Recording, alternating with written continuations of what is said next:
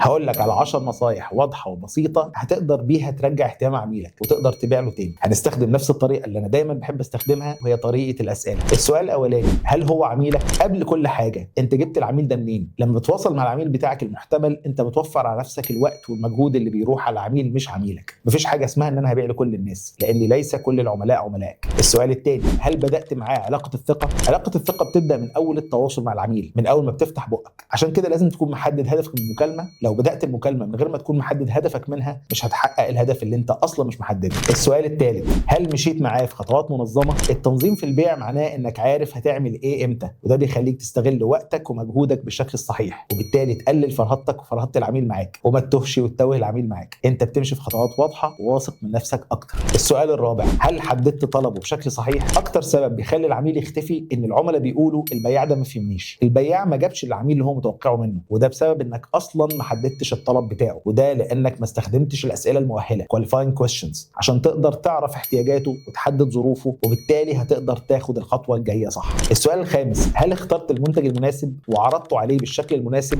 بعد ما حددت طلب العميل، هل اخترت المنتج المناسب ليه فعلا، ولا اخترت اي منتج وخلاص، او اخترت اكبر منتج عندك عشان هتاخد عليه اكبر عموله؟ ولما عرضته عليه، هل عرضته عليه من كلامه هو بتظبط على احتياجاته وبتظبط على ظروفه، وجبت سيرتهم وانت بتقنعه بيه بشكل مختصر وواضح، بحيث ان هو يحس ان المنتج ده اصلا اتعمل عشانه من البدايه؟ السؤال السادس: هل خليته عايزك تتابع معاه؟ ده بتقدر تعمله لما تستخدم الالتزام المتبادل، وده لما تخلص اي تواصل مهم مع العميل تبعت له رساله فيها النقاط اللي انتوا اتكلمتوا عنها والخطوه الجايه اللي اتفقتوا انكم تعملوها. ده بيخلي العميل ملتزم جدا بشكل لا واعي للي انتوا اتفقتوا عليه، سواء ان كنتوا هتتكلموا تاني او هيجي لك الشركه او انت اللي هتروح. سابع سؤال: هل كنت محترف في التواصل معاه؟ هل كنت بتتصرف وبتتكلم بشكل احترافي، بتختار اسلوبك وكلماتك بالشكل اللي يناسب العميل، لطيف معاه وقريب منه ومرن في التعامل، بحيث ان هو يحب يتعامل معاك تاني، وفي نفس الوقت محدد وما تضيعش وقتك ولا وقت. السؤال الثامن: هل كنت مصدر صحيح للمعلومات؟ العميل اكيد هيرجع يتعامل معاك تاني، ولو على سبيل ان هو يستشيرك، لما يلاقي عندك معلومات اكتر منه وبتقدر توصلها بالشكل الصحيح، ولما يعرض وجهة نظره يلاقيك بتتقبلها وبتتفهمها وبتنقله من وجهة نظره لوجهة نظرك بشكل مقنع، مش بتجادله عشان تثبت صحة وجهة نظرك.